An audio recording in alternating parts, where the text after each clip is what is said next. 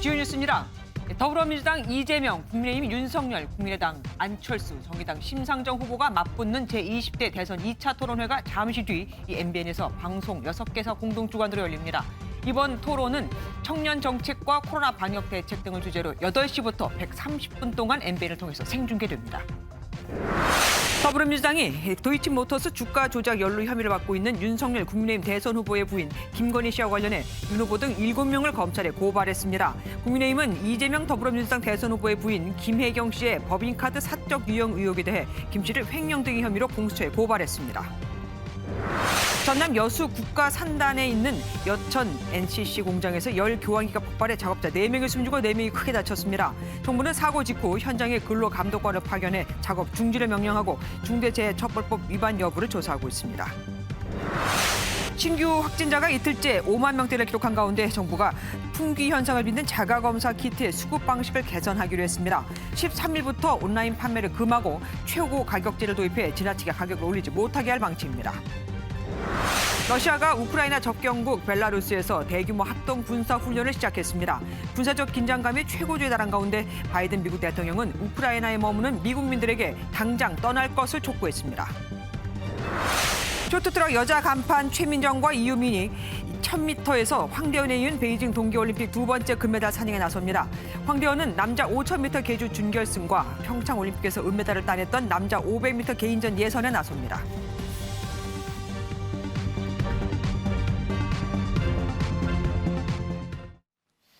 여러분 안녕하십니까? 김주아입니다. 오늘 저녁 8시 한국기자협회가 주최하고 방송 6개사 공동으로 주관하는 2022 대선 후보 초청 토론회가 이곳 MBN 스튜디오에서 열립니다. 4당 대선 후보들이 정치, 경제, 사회 분야에 대해서 또 자유 토론을 통해 치열한 격돌을 벌일 예정이라 오늘 MBN 종합뉴스는 평소보다 조금 일찍, 그러니까 지금 시작하겠습니다. 이재명, 윤석열 등 4당 후보들은 충무로 매경미디어센터 MBN 스튜디오에 속속해서 도착하고 있습니다. 지지자들은 오늘 아침부터, 아니 정확히는 어제 저녁부터 이미 MBN 앞에 자리를 잡고 엄청난 응원을 펼치고 있는데요. 김은영 기자가 스튜디오에 나가 있습니다. 김 기자, 이번 현장 분위기하고 또 토론 쟁점이 뭔지부터 좀 정리해 주시겠습니까? 네, 저는 잠시 뒤 8일 만에 재격돌할 대선 후보의 토론회가 열릴 MBN 스튜디오 안입니다. 치열한 토론을 벌일 후보들을 위해 스튜디오는 마지막 준비에 한창인데요. 조금 전인 오후 6시 반부터 대선 후보들은 긴장감이 가득한 얼굴로 속속 도착하고 있고요. 오후 8시부터 2차 토론이 시작될 예정입니다. 토론회를 앞둔 이곳 MBN 사옥 앞에는 플래카드에 풍선, 북 등을 동원한 후보들의 지지단체가 몰려들어 열띤 응원 분위기까지 펼쳐졌습니다. 어젯밤부터 지지자들은 운집할 장소를 마련하기 위해 신경전을 벌이기도 했는데요. 유력 후보가 없는 초박빙의 승부가 펼쳐지다 보니 2차 토론에 관심이 뜨거운 상황입니다. 이재명 더불어민주당 대선 후보는 오늘 오전 공개 일정을 잡지 않았고 오후로 예정되어 있던 K컬처 멘토단 출범식 참석 일정도 당일 토론회 준비를 위해 취소했습니다.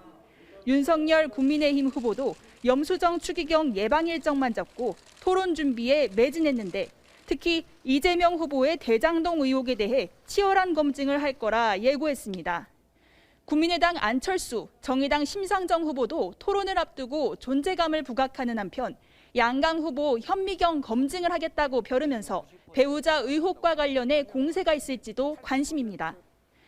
토론은 청년정책 토론, 주제없는 주도권 자유토론과 코로나 방역평가 토론, 그리고 정책 자유토론 등의 순으로 이루어질 예정입니다. 지금까지 2차 대선 후보 토론회가 열릴 MBN 스튜디오 안에서 김문영입니다. 윤석열 국민의힘 후보의 적폐 수사 발언 공방은 오늘도 뜨거웠습니다. 여당은 윤 후보 본인의 적폐를 돌아보라며 병역 의혹을 꺼내들었고 국민의힘은 청와대와 민주당이 합작해서 선거 개입을 한다고 또한 문재인 대통령이 민정수석일 때 김대중 전 대통령도 잘못한 게 있으면 책임을 져야 한다고 했던 그 발언을 꺼내들었습니다. 주진희 기자입니다. 더불어민주당은 윤석열 국민의힘 대선 후보의 적폐청산 수사 발언에 연일 총공세를 이어가고 있습니다. 한국 민주주의의 이런 위대한 성취를 야당 대선 후보가 부정하는 듯한 언동을 하고 있습니다. 문희상 전 국회의장 등 민주당 선대위 상임 고문단은 성명서를 발표했고 송영길 민주당 대표는 윤 후보 본인의 적폐부터 돌아보라고 압박했습니다. 자기 스스로의 적폐, 장모에 대한 수사가 될 수 있도록 적극 협력할 것을 다시 한번 촉구합니다. 병역 의무를 할 때는 뭔가 신체가 이상이 되었다가 총장 임용 때는 정상으로 돌아옵니까? 국민의힘은 문재인 대통령의 사과 요구는 불법 선거 개입이라고 역공의 고삐를 쥐고 있습니다.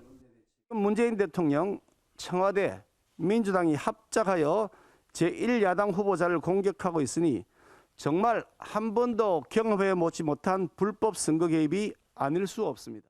문재인 정부가 적폐 청산을 할 때는 정치 보복이 아니었으면서 왜 이것은 보복이냐는 겁니다. 본인들이 적폐 청산한다고 할 때는 정치 보복이 아니라고 해놓고 적폐 청산한다는 말을 갖다가 지금 불리한 형국을 뒤집기 위해서 대통령까지 나서는 거야말로. 청와대는 잦은 입장 표명이 선거 중립 논란에 휘말릴 수 있어 경계하면서도 2차 TV 토론을 보고 추가 대응 여부를 판단할 것으로 알려졌습니다. MBN 뉴스 주진입니다.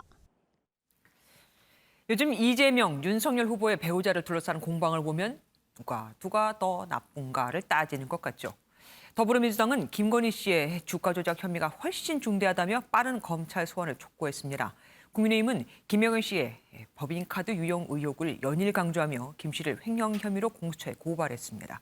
시장이나 도지사 아내에 대해선 공식적인 의전 자체가 없으니만큼 과잉 의전도 아닌 불법 의전이라면서요.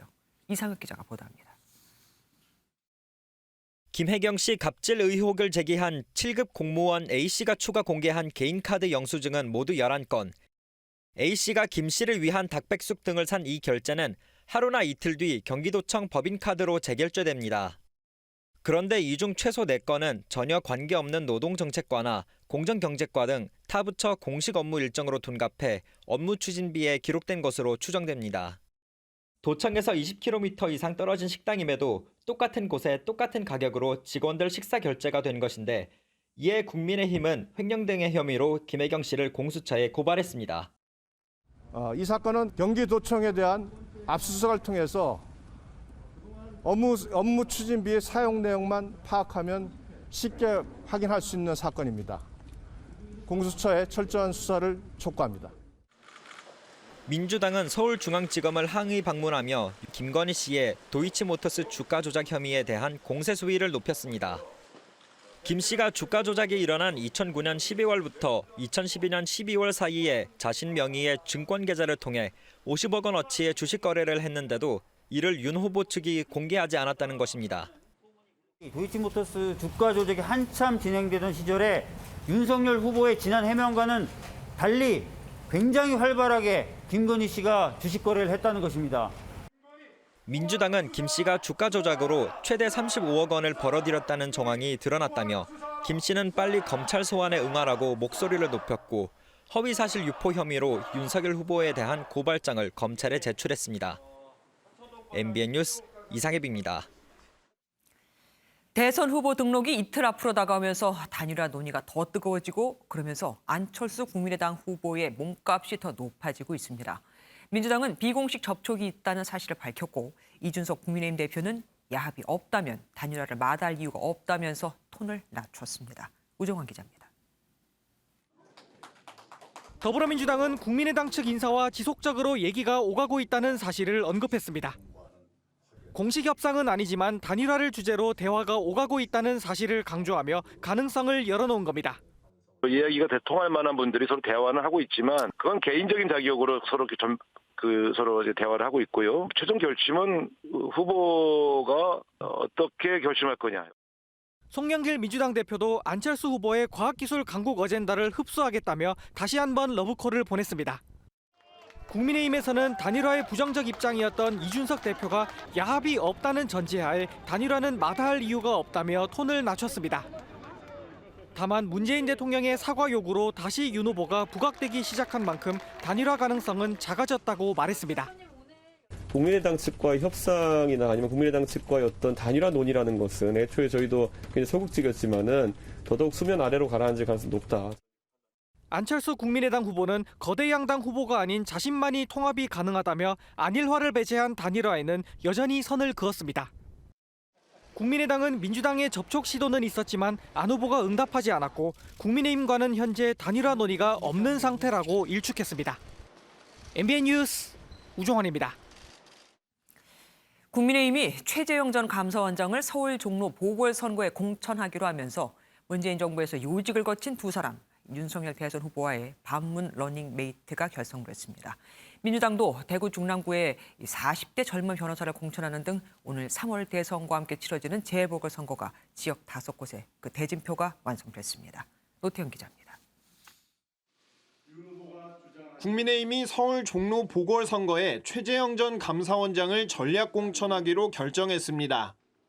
이로써 문재인 정부에서 검찰총장을 역임한 윤석열 대선 후보와 함께 반문 러닝메이트를 형성하게 됐습니다. 진보 진영 후보자가 아직 윤곽을 나타내지 않은 가운데 최 전 원장의 무혈 입성 가능성이 거론되고 있습니다. 종로 국민들하고 힘을 모아서 정권 교체하고 또 이제 새로운 정치를 하기 위해서 최선의 노력을 다할 생각입니다. 서울 서초갑 지역에는 조은희 전 서초구청장이 경선에서 과반 이상의 압도적 지지를 받아 결선 투표 없이 후보로 결정됐고 충북 청주 상당에서는 정우택 전 의원이 공천장을 따냈습니다. 더불어민주당은 서울 서초갑의 이정근 지역위원장, 대구 중랑구에는 40대 백수범 변호사를 공천했습니다. 정치 쇄신 차원에서 더불어민주당은 종로, 국민의힘은 대구 중남구를 무공천하기로 하면서 서울 서초갑 한 곳에서만 여야의 대결이 성사됐습니다. 대구 지역의 경우 주성영 전 한나라당 의원 등 보수 출신 6명의 무소속 출마자가 나올 예정이어서 치열한 경합이 예상됩니다. MBN 뉴스 노태현입니다.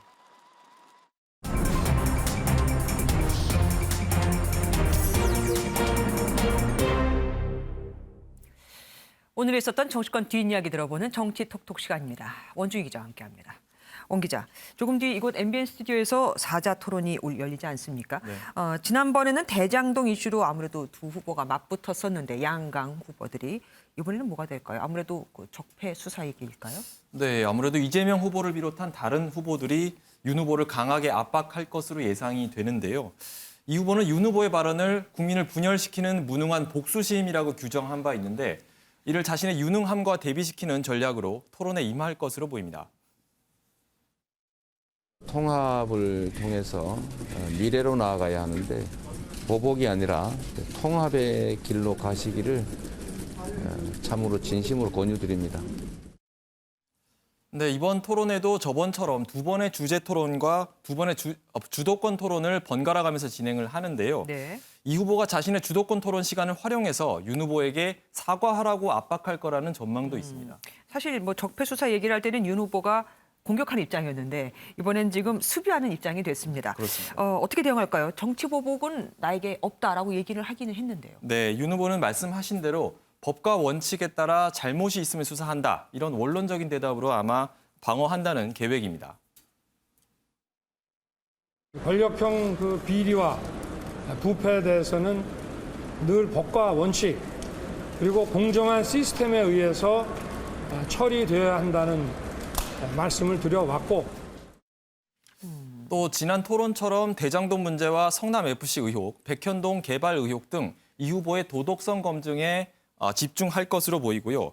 다만 이 후보 배우자 김혜경 씨 논란에 대해서는 역시 저번처럼 굳이 먼저 제기하진 않을 것으로 보입니다. 예, 지금 윤 후보의 적폐 수사 발언을 두고 문재인 대통령이 전격적으로 등판을 하게 됐습니다. 네. 이 상황 누구한테 더 유리하다고 보십니까? 말이 다 다르더라고요. 네, 일단 민주당 입장에서는 지금까지 마음을 얻지 못했던 친문 지지자들이 결집하지 않을까 기대하는 모습입니다.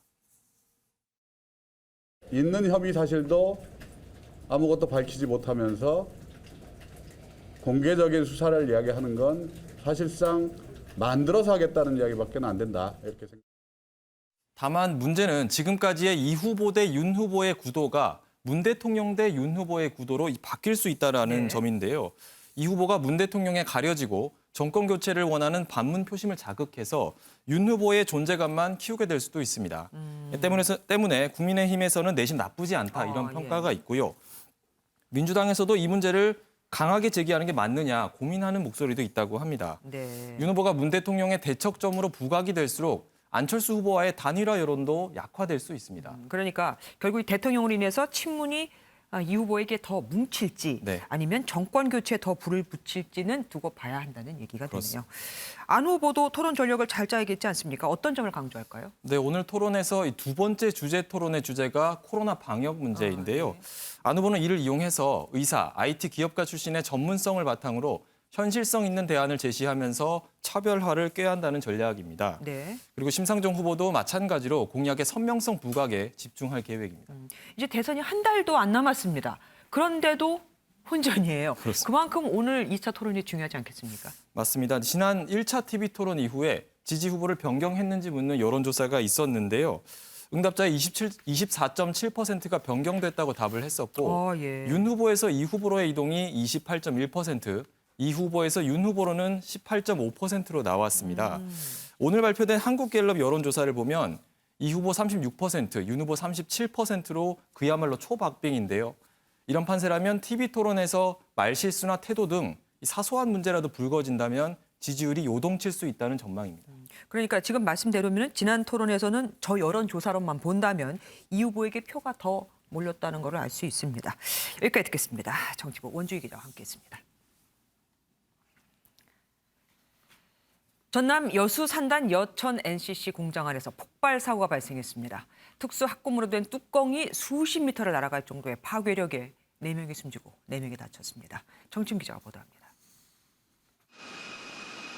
화학물질이 오가는 관이 어지럽게 설치된 공장 앞에 파편이 널브러져 있습니다. 동그란 형태의 열교환 설비는 뻥 뚫렸고 특수합금으로 만들어진 거대한 뚜껑이 통째로 날아가 나뒹굴고 있습니다. 폭발한 곳에서 30m 떨어진 지점까지 파편이 날아올 정도로 위력이 컸습니다. 여수산단 여천 NCC 화학 제조 공장에서 폭발 사고가 났습니다. 화재로 이어지지는 않았지만 현장에 있던 작업자 8명 중 4명이 숨지고 4명이 다쳤는데 2명은 중상입니다. 냉각시설인 열교환기를 시험 가동하던 중 갑자기 폭발했습니다. 이미 폭발이 일어난 상태에서 출동을 했기 때문에 현장 상황이 상당히 어지러운 상태였고 해당 공장은 2001년에도 수소가스가 폭발해 1명이 숨졌고 이웃한 이일산업에서는 지난해 12월 폭발 사고로 3명이 목숨을 잃었습니다. 이렇게 불의의 큰 사고로 4분이 돌아가셔가지고 심심한 주의를 표하고요. 죄송합니다, 정말. 경찰과 소방은 사고 원인을 밝히기 위해 현장 검증을 벌였습니다. MBN 뉴스 정춘우입니다. 여수 사고의 원인은 뭘까요? 정부는 이 현장에 근로감독관을 파견해 작업 중지를 명령하고 지난달 27일부터 시행된 중대재해처벌법이 적용되는지 조사하고 있습니다. 정준 기자가 보도합니다. 여천 NCC는 1999년 DL케미칼과 한화솔루션이 합작한 기업으로 석유화학의 기초원료인 에틸렌 등을 생산하는 곳입니다. 폭발은 폐열을 증기로 바꾸는 열교환기 청소를 마친 뒤 시험 가동을 위해 내부 압력을 높여 기체 누출 여부를 확인하던 중 일어났습니다. 폭발의 충격으로 튕겨나온 지름 2.5m, 무게 1톤짜리 금속 덮개가 작업자들을 덮친 걸로 추정됩니다. 1차와 2차 시험 가동에선 문제가 없었지만 3차 테스트에서 폭발했다는 게 현장 증언. 사고 원인으로 기계 결함이 거론되는 가운데 안전거리 미확보가 피해를 키웠다는 지적도 나옵니다. 상세한 그런 사고 순간의 행위나 이런 부분에 대해서는 조사가 진행되고 있으니까 조금만 상세 결과가 나오는 대로. 고용노동부는 사고가 난 여천 NCC 3공장 전체의 작업 중지를 명령하고 근로감독관을 즉시 파견해 중대재해처벌법 조사에 나섰습니다. 이번 사고에 중대재해법이 적용되면 경기 양주 채석장 붕괴 사고와 경기 성남 판교 승강기 추락 사고에 이어 3번째 사례가 될 전망입니다. MBN 뉴스 정주영입니다. 근로자 3명이 사망한 경기도 양주 채석장 붕괴 사고를 수사하고 있는 고용노동부는 삼표산업 본사를 압수수색했습니다. 이번 압수수색에는 중대산업재해 수사 담당 근로감독관과 디지털 포렌식 근로감독관 등 45명이 투입됐습니다. 고용노동부는 삼표산업의 대표이사를 중대재해 처벌법 위반 혐의로 입건했는데 관련법 시행 이후 경영 책임자가 입건된 건 이번이 처음입니다. 이젠 PCR 검사도 쉽게 받을 수 없으니 혹시나 하는 마음에 미리 검사 키트를 구입해 놓으려는 사람이 많아졌죠. 그래서일까요? 검사 키트 값이 개당 3만 원까지 폭등했지만 그래도 그조차도 구하기가 쉽지 않습니다. 그런데 한 지자체는 주민들을 위해서라면서 정부가 보낸 물량을 공무원과 지방 의원들에게 주어버렸습니다. 또 다른 지자체에서는 공무원 가족들한테까지 이게 전달돼 특혜 의혹도 일고 있습니다. 강세훈 기자가 보도합니다. 출근하는 공무원들이 군청 로비에서 무언가를 받습니다. 15분 안에 코로나 확진 여부를 알 수 있는 자가 진단 키트입니다. 전북 장수군청은 진단 키트 1000개가량을 모든 공무원에게 배부했습니다. 기업체 같은 게도 하나씩 주고 그랬더라고요. 그게 또 아이디어도 차감도 되고 그래서. 그런데 공무원들이 받은 진단 키트는 정부가 주민들을 위해 쓰라며 제공한 물량이었습니다. 저희도 주민이잖아요. 우리 공무원들도. 저희도 해볼 수도 있고 또 처음이니까 해보고도 쉽잖아요. 저도 어떻게 될지 모르고. 지방의회 의원들도 주민용 진단키트를 챙겨갔습니다. 또 일부에서 손님들이 오신 분들이 상당히 많더라고요. 이러다 보니까 전체적으로 한번 해보자 해가지고. 주민들은 보건소 같은 대민 업무 부서는 이해하지만 증상도 없는데 모든 공무원과 의원들에게 제공한 것은 문제라고 말합니다. 정작 받아야 될 국민들은 하나도 못 받고 사서 하려고 해도 물량이 부족해서 살 수도 없고. 부산 남구청은 재난기금으로 진단키트 3000개를 구입해 주민이 아닌 모든 공무원에게 2개씩 나눠줬습니다. 하지만 일부는 공무원 가족에게 전달된 것으로 알려져 특혜 논란까지 일고 있습니다. 집에 가져가서 부인 줄 수도 있겠죠. 그런 사람도 있을 겁니다. 아마. 해당 지자체는 공무원이 안전해야 주민도 안전하다는 논리를 펴며 이해해달라고 말했습니다. MBN 뉴스 강세훈입니다.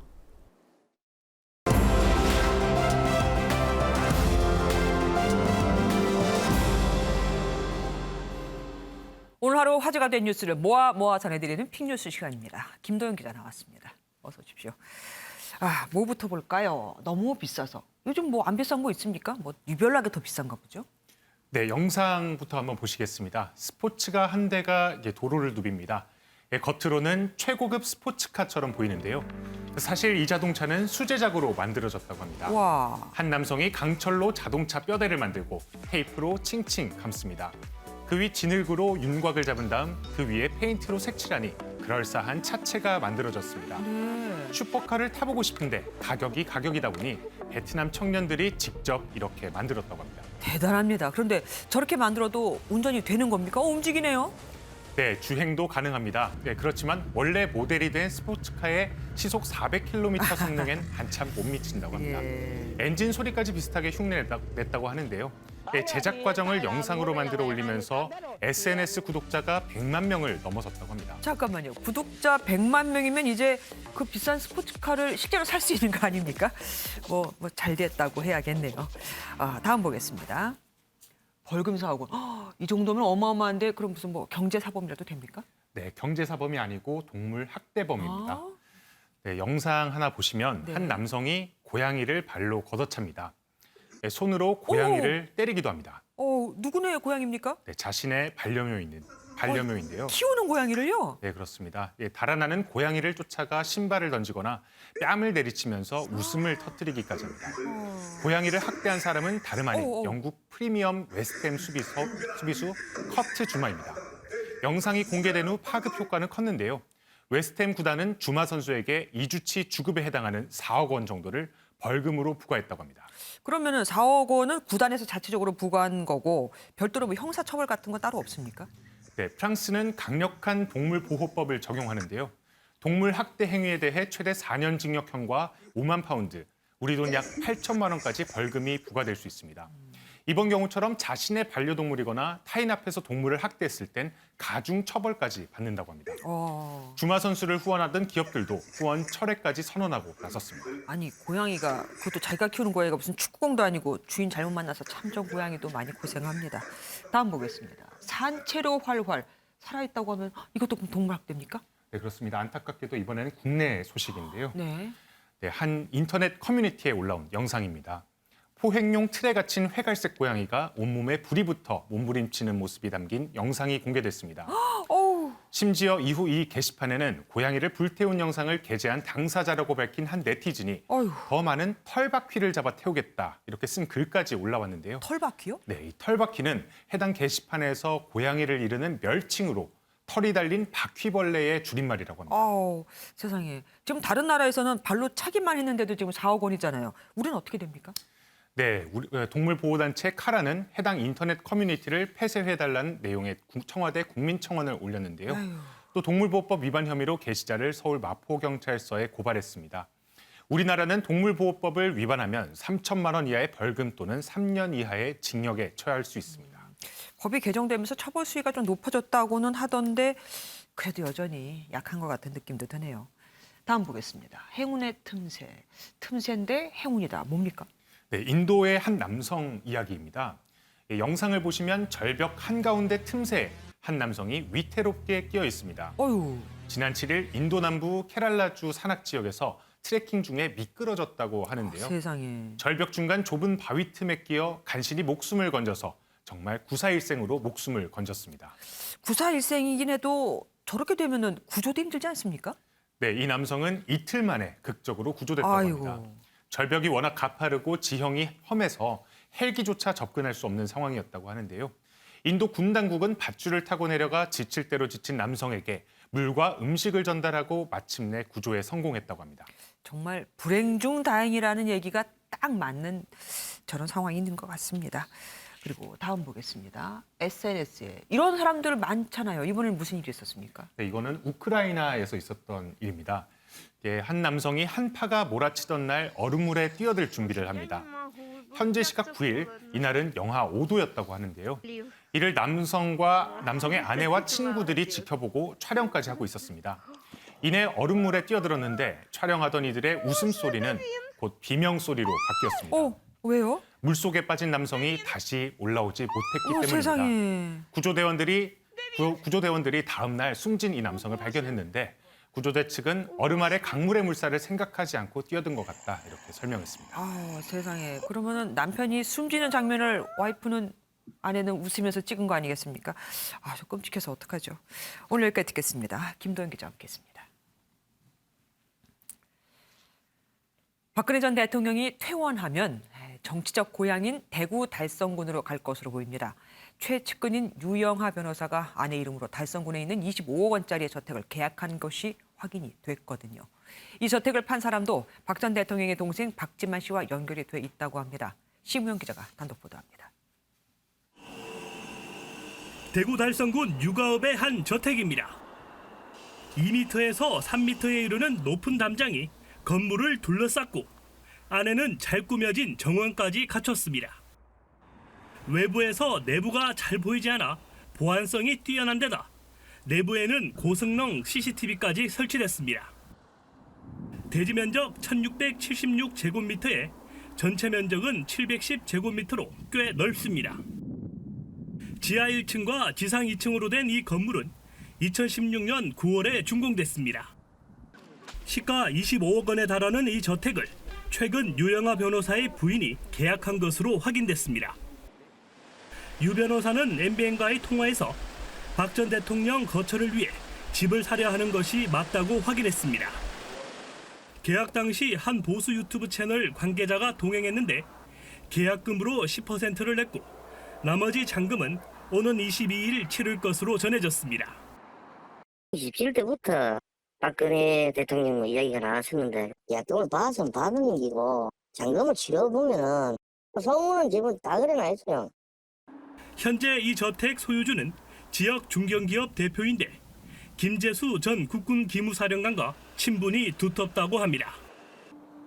김재수 전 사령관은 박 전 대통령의 동생 박지만 씨와 육사 37기 동기입니다.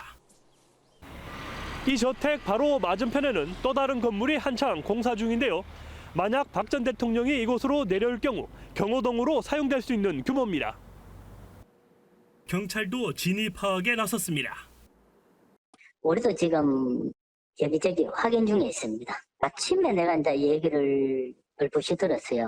혹시나 주변 부동산하고는 확인 중에 있습니다. 박 전 대통령이 정치적 고향인 달성군에 거주할 수 있다는 소식이 전해지자 지역 주민들의 관심이 집중되고 있습니다. MBN 뉴스 심호영입니다.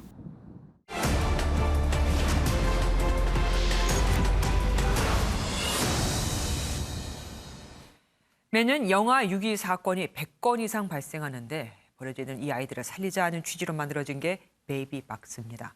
20년 넘게 베이비박스로 2,000명가량의 아이들이 목숨을 건졌는데 현행법상 아이를 버리는 행위는 유기죄여서 베이비박스를 둘러싼 해묵은 법적 논란은 아직도 진행 중입니다.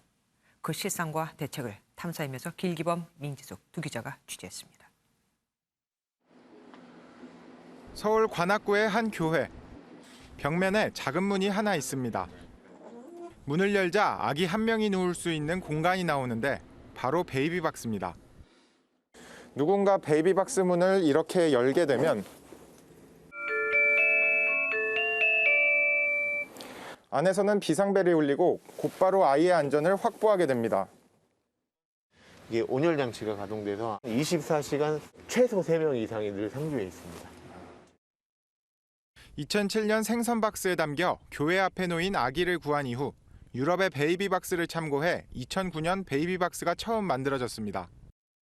그 아이를 품으면서 참 굉장히 많은 생각을 하게 됐죠. 자칫 잘못하면 대문 앞에 어린아이 사체가 발견되겠다 하는 이런 두려움이 생겼고.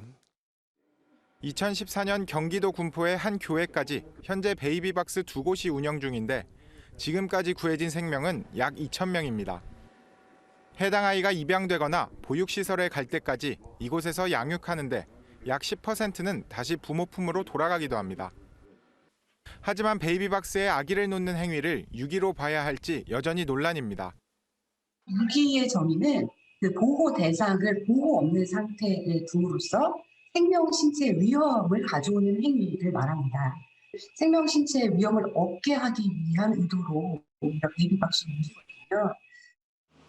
사법당국은 유기죄로 보면서도 정상 참작하고 있는데 실제 재판부는 아기를 버린 아버지에게 유기죄에 비해 감형 처분을 내렸습니다. 현행법은 친부모가 출생신고를 해야 입양 또는 위탁 보육을 신청할 수 있는데 원치 않는 임신, 출산일 경우 기록이 남는 출생신고 대신 유기를 택하게 만든다는 의견도 있습니다. 너무 부모만을 위한 장치라는 거죠. 있음으로 해서 직접 기를 수 있는 분들까지도 유혹을 받고 쉽게 유기하게 될까 봐. 실제 매년 베이비박스에 버려지는 아이의 60% 이상은 비혼 출산. 이 때문에 부모의 개인정보를 보호하는 익명출산제가 대안으로 논의되고 있습니다. 이 국가의 의료보호를 사용해서 자신의 건강보험에 드러나지 않게 출산을 하게 되죠. 그러면 유기하는 율이 줄어들 거라고 생각합니다. 대학 진학을 앞두고 임신 사실을 알게 된 연미 씨도 가족의 냉대와 주변의 선입견에 베이비박스를 고민했습니다. 어딜 나가도 눈초리가 안 좋고 가족들마저 그렇게 해버리면 정말 그 상황에 있는 엄마들은 아기를 못 지킨다는 생각밖에 못해요. 어렵게 직접 양육을 결심했지만 소득 기준 170만 원인 한부모 지원 정책은 아이를 키우기에는 턱없이 부족한 실정입니다. 정말 너무 화가 나는 게 요즘 시급이 9,160원이에요. 그거 못해도 한 달 벌면 200은 벌어요. 못해도. 근데 170만 원이 넘잖아요? 그러면 한부모도 안 된대요. 그럼 이 세상 한부모는 누가 해야 되는 거예요? 이런 이유로 전문가들은 익명출산제와 함께 직접 양육을 늘리기 위해 임신 단계부터 체계적인 교육과 지원 등 돌봄 체계가 더 촘촘해져야 한다고 강조합니다. 미혼 임산부를 위한 한 복지시설에선 엄마들에겐 경제 수업을, 어린 자녀들에겐 돌봄 서비스를 제공하고 있습니다. 청소년 미혼모는 이곳에서 아이와 함께 생활하는 동시에 바로 아래층에 있는 대안학교에서 정규 수업을 받으며 학업의 꿈을 포기하지 않을 수 있습니다. 하지만 이같이 통합 시스템이 마련된 곳은 전국에 단 한 곳뿐입니다. 아이 보호냐 유기냐. 유기 영아의 숫자를 근본적으로 줄이고 해묵은 베이비박스의 법적 논란을 해결하려면 통합적인 사회복지망 마련이 우선이라는 지적입니다. 탐사임이었습니다.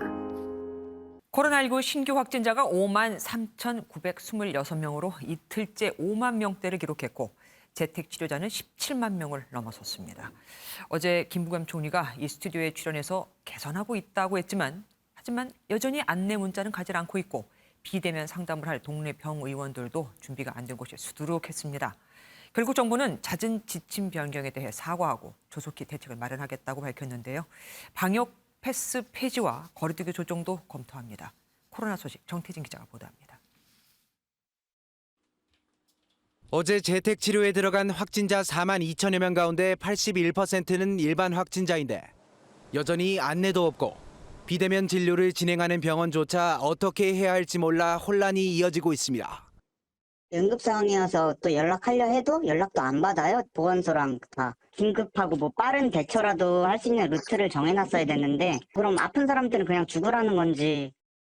구체적으로 어떻게 하라는 그런 힘은 없어요. 이야기도 없고 보건소나 도에다가 한번 전화를 한번 해보세요. 그러면 정부는 아동, 임신부 등 취약계층의 재택치료 요령이 담긴 문자를 발송하고 보완하겠다며 잦은 지침 변경에 대해 사과했습니다.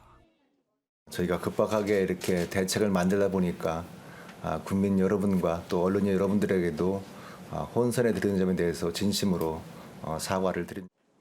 방역 패스도 도마 위에 올랐습니다.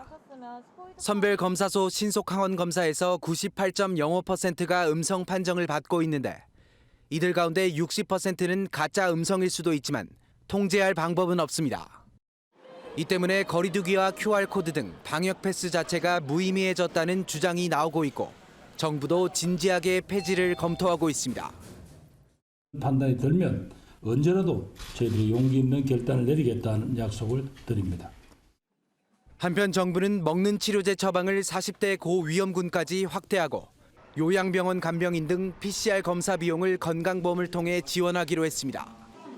MBN 뉴스 정태진입니다. 자가검사 키트값이 두세 배 뛰는 품귀 현상이 나타나고 있다고 전해드렸죠. 정부는 급한 대로 오는 일요일부터 온라인 판매를 금지하고 최고 가격제를 도입해 일정 가격 이상 그 값을 올리지 못하게 하기로 했습니다. 조동욱 기자가 보도합니다. 자가검사 키트가 품귀 현상을 빚자 김부겸 총리가 직접 제조업체를 찾아 증산을 당부했습니다. 국내가 지금 다 급하다고 말씀을 하셔가지고 그 부분을 지금 사실은 최선을 다해서 공적으로 돌리고 있는 상황이긴 합니다. 네, 고맙습니다. 이달에 시중에 공급된 자가검사 키트는 총 7,080만 개로 다음 달에도 1억 9천만 명 분량이 공급될 예정입니다. 공급 예정 물량이 부족한 건 아니지만 선별진료소와 병원에 우선 공급하고 있는 데다 일부 유통업체들이 재고를 쌓아두면서 품귀 현상이 발생하고 있습니다. 이에 따라 방역당국은 재고 처리 후 오는 17일부터 온라인 판매를 전면 금지하고 약국과 편의점에서만 키트를 구매할 수 있도록 할 방침입니다. 또 한 개당 3만 원까지 가격이 폭등하자 최고 가격과 구매 수량 제한 방안을 검토하고 있습니다. 불공정 행위를 차단을 위해서 판매 가격 제한이라든지 구매 수량 제한 등의 유통 개선 조치를 병행하기로 한 것입니다. 아울러 백신 접종 대상이 아닌 어린이집이나 면역력이 떨어지는 노인시설에 대해선 21일부터 1인당 매주 2회씩 5주간 자가검사 키트를 무상으로 제공할 예정입니다. 공급난이 해소되면 다음 달부터는 임산부나 다른 방역 취약 계층까지 무상 배포를 확대할 방침입니다. MBN 뉴스 조동욱입니다.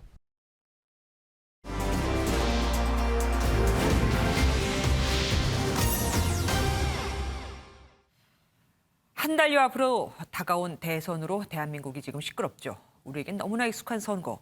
과연 북한에도 남한과 같은 선거가 존재할까요? 존재합니다.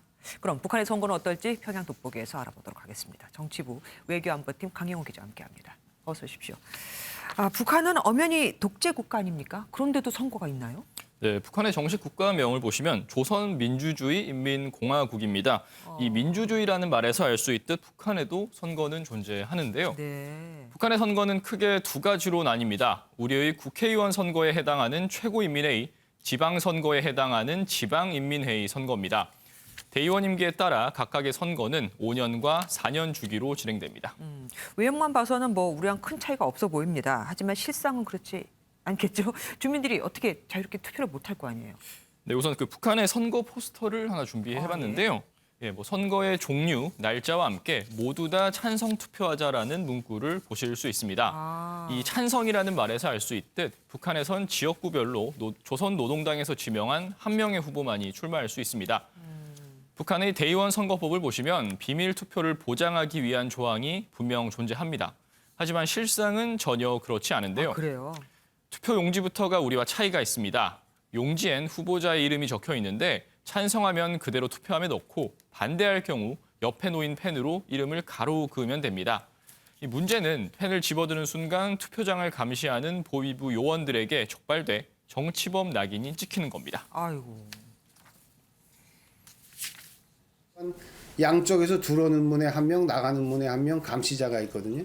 그래서 이 감시자들이 바로 이제 그 주변에 있는 보위부 이제 성원한테 이야기해서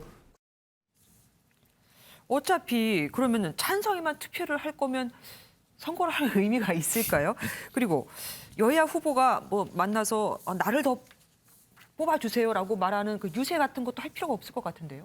네, 그렇습니다. 지난 2019년에 치러진 제14기 최고인민회의 대의원 선거를 보시면요.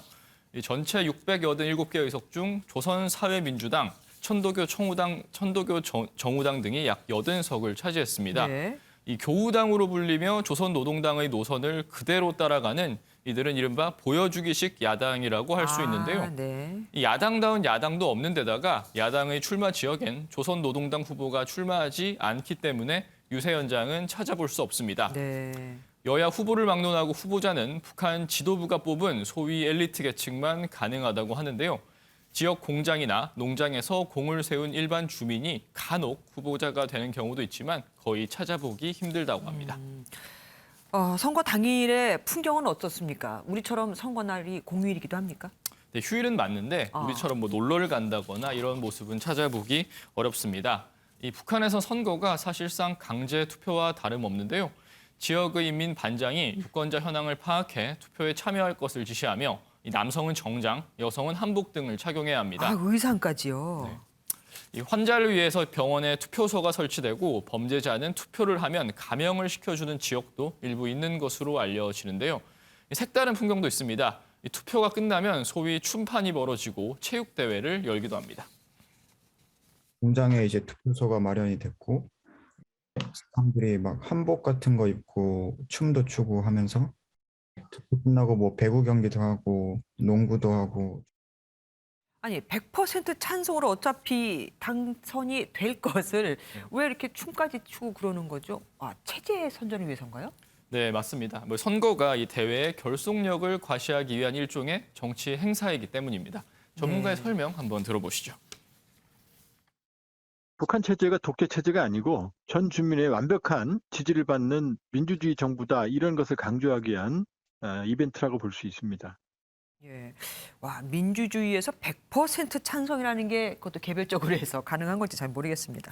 강 기자, 북한의 다음 선거는 그럼 또 언제 있습니까? 네, 올해는 없고요. 내년에 지방인민회의 대의원 선거가 있습니다. 네. 하지만 과거 사례를 보면 경제 상황에 따라 주기가 바뀌는 경우도 있었기 때문에 좀 더 지켜봐야 할 것 같습니다. 코로나19로 최악의 경제난에 시달리고 있는 만큼 그럴 수도 있을 것 같습니다. 지금까지 정치부 강용호 기자와 함께했습니다.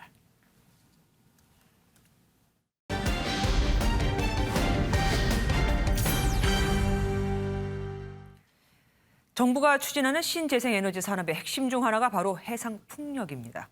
오늘 2030년까지 72조 원을 들여서 발전 단지를 건설할 계획인데 이 밀어붙이기식 방식에 어업인들 간의 갈등만 부추기고 있습니다.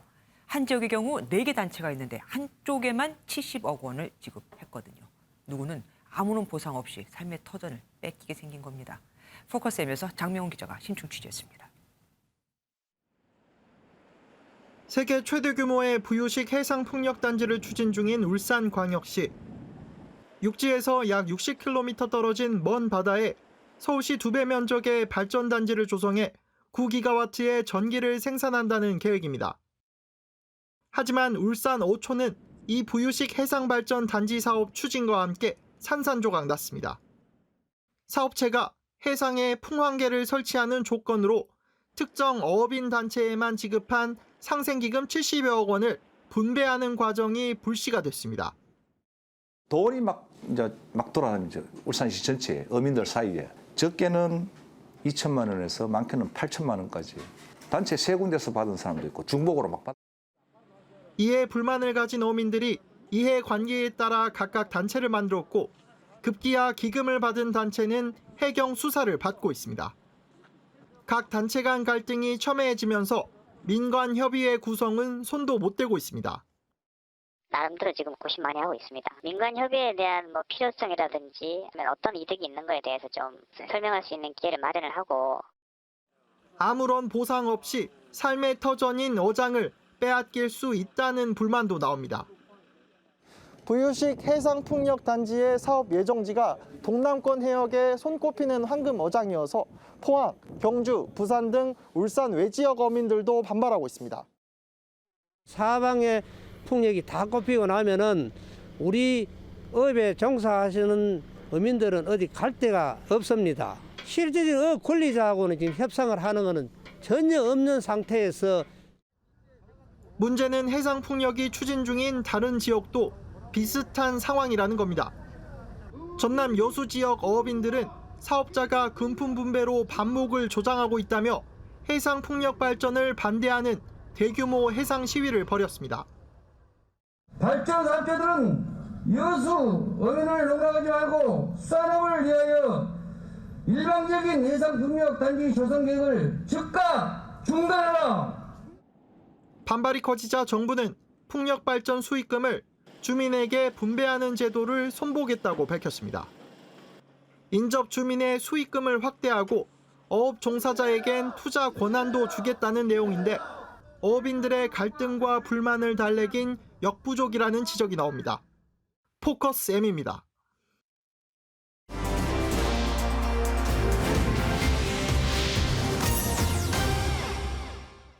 코로나19 이후 비대면이 계속되면서 메타버스라는 개념이 우리 일상에 깊숙이 들어왔습니다.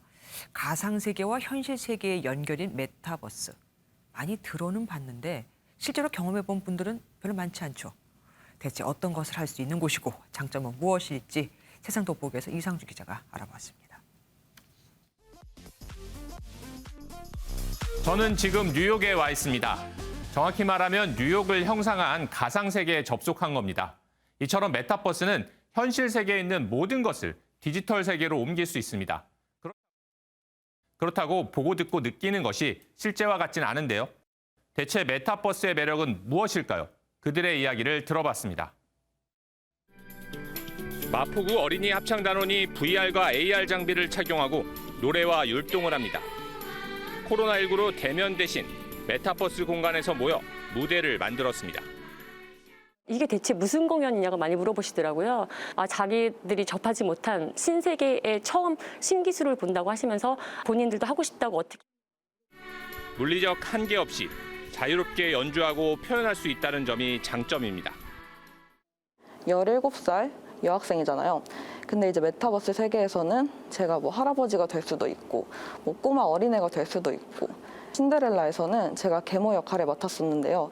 되게 신선했었던 것 같아요. 그리고 또 이제 직접 그 장소 안으로 들어가서 연기도 해보고 노래도 해보고 안무도 해보니까 좀 더 몰입이 잘 되는 것 같더라고요. 10대들에게 이미 메타버스 세계는 익숙한 공간입니다. 캐릭터를 직접 만들어 운동하거나 드라마를 찍기도 하고 디자인도 해 판매까지 합니다. 무엇이든 가능한 완벽한 놀이터입니다. 어른에게는 유명 부동산을 소유할 수 있는 기회의 공간입니다. 2009년 마인크래프트로 시작한 신대륙 개념은 해외의 어스2, 우리나라의 메타버스2처럼 부동산과 토지의 구매, 판매 및 건설을 통해 완전히 몰입형 VR 게임으로 진화했습니다. 현실에서는 정말 토지를 이제 땅을 건물을 사고 팔고 하려면 정말 큰 돈이 들어가고 이제 비슷한 형태로 메타버스2가 나와서 이제 경제 활동을 제가 실제로 이 안에서 하다 보니까 많이 알게 되고 그런 부분이 정말 좋았던 것 같아요. 이곳에서 생활도 하고 자원도 캐고 땅도 사고 실제 현실처럼 즐길 수 있어 메타버스 부동산에 투자하는 펀드까지 생겼습니다. 공간과 신체의 한계를 초월하고 공평한 기회를 제공하는 메타버스.